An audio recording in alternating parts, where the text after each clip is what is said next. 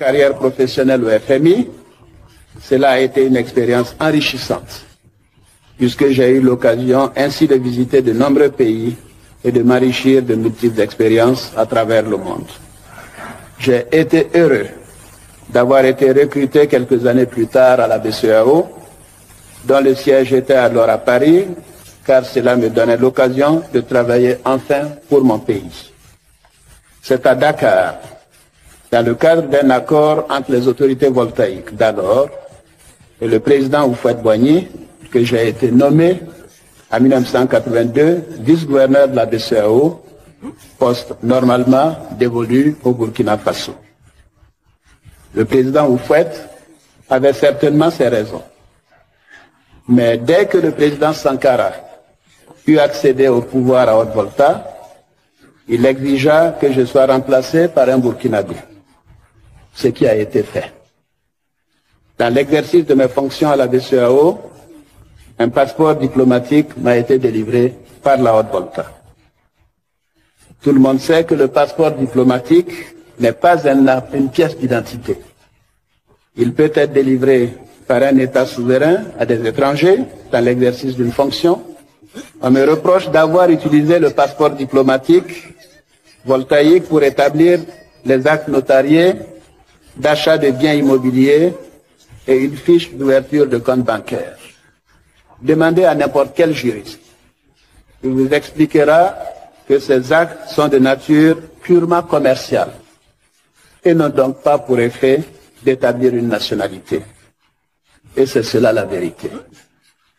C'est le lieu de préciser que tout en étant détenteur d'un passeport diplomatique de la Haute-Volta, jamais je n'ai travaillé dans la fonction publique burkinabé, jamais je n'ai travaillé dans le secteur privé en Haute-Volta. Et cela peut être vérifié pour quelqu'un qu'on traite de burkinabé. Pour compléter cette présentation, j'ai occupé les fonctions de directeur Afrique du Fonds monétaire international de 1984 à 1988. Mon retour dans cette institution s'est fait après consultation, non pas des autorités burkinabées en 1984, mais du président Félix Houphouët-Boigny, que j'étais allé voir à sa résidence à Masran en septembre 1984. Il était heureux donc de cela et il a demandé au ministre Aké Siméon de me faire établir un passeport diplomatique compte tenu de l'importance de cette fonction. Et voici également ce passeport diplomatique.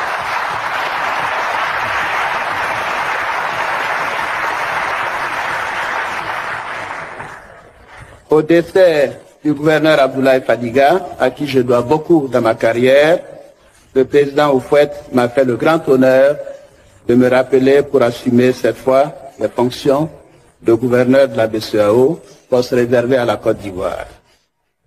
Or, j'ai entendu mon frère, le président Babo, affirmer qu'il était choqué par le fait que j'ai été vice-gouverneur au titre de la Haute-Volta. Loin de moi toute idée de polémique, mais il sait mieux que quiconque que la BCEAO est une institution sous-régionale qui appartient à 8 États d'Afrique de l'Ouest, à savoir le Bénin, le Burkina, la Côte d'Ivoire, la Guinée-Bissau, le Mali, le Sénégal et le Togo. Je n'ai pas été gouverneur de la Banque centrale du Burkina Faso. Ceci n'existe pas. J'ai été gouverneur de la BCEAO. Qui mieux que le Burkina Faso a autorité de dire qui est ou non son ressortissant? Le président Blaise Compaoré l'a précisé dans une correspondance que j'ai versée dans mon dossier de candidature au présidentiel d'octobre 2000, puisqu'il fallait le faire compte tenu des dispositions dans le code de la Constitution qui a précédé la Constitution de la Deuxième République. De plus, il y a un autre fait qui me paraît important.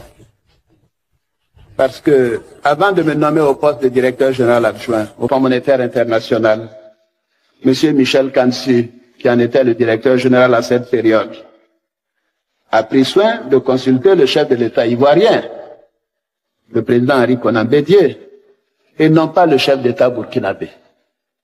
Et pourtant, je suis rejeté hors des frontières de mon pays et refusé par les autres. Donc je suis apatride. Pouvez-vous imaginer ce que l'on ressent dans ce cas? Bref, la Chambre constitutionnelle de la Cour suprême a donc utilisé des arguments fallacieux pour me barrer la route. De la course à l'élection présidentielle d'abord, des élections législatives ensuite. Parmi les principales raisons avancées par cette institution, il y avait que la carte d'identité de mon père était datée de 52, je viens de la présenter, elle est datée donc de 63, que l'acte d'individualité de ma mère ne serait pas signé.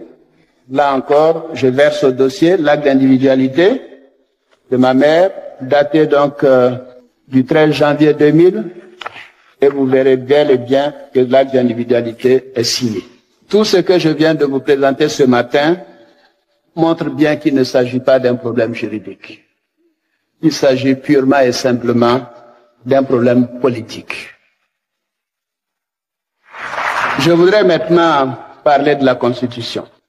L'article 35 de la Constitution a été conçu dans le seul but de m'éliminer de la course à l'élection présidentielle. Ainsi donc, notre Constitution, la loi fondamentale, n'est pas impersonnelle. Pourtant, on nous a répété à l'envi qu'une Constitution ne peut être révisée pour un homme, comme si telle était notre revendication, qu'il nous est loisible aussi de rétorquer qu'une Constitution ne peut pas être faite contre un individu.